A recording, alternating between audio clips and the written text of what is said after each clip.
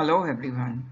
In this presentation, we'll be discussing about hypertensive retinopathy and its effect on our eyes. So patients usually present with sudden onset of decrease in vision either in one eye or in both eyes. They might have associated symptoms of headache, pain around the eyes, or they may also present with having dark areas in their field of vision in either of the eyes, which is known as a scotoma.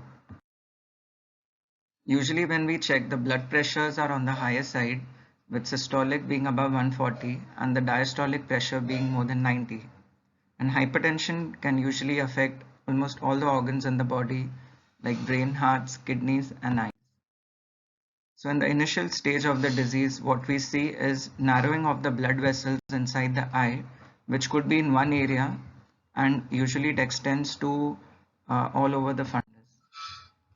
In grade 2, what we notice is changes at the arteriovenous crossing junction where the blood vessels cross each other.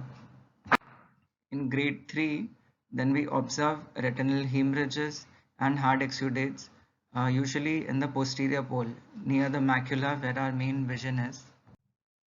And in grade 4, what we observe is swelling of the main nerve of the eye, which is known as optic disc. Usually this is a malignant hypertension. This results in loss of vision in both the eyes, and this requires emergency treatment. So the management usually includes lifestyle modification. We need to coordinate with the physician to provide good control of blood pressure, and this requires regular follow-up, and most cases have a good outcome. Thank you.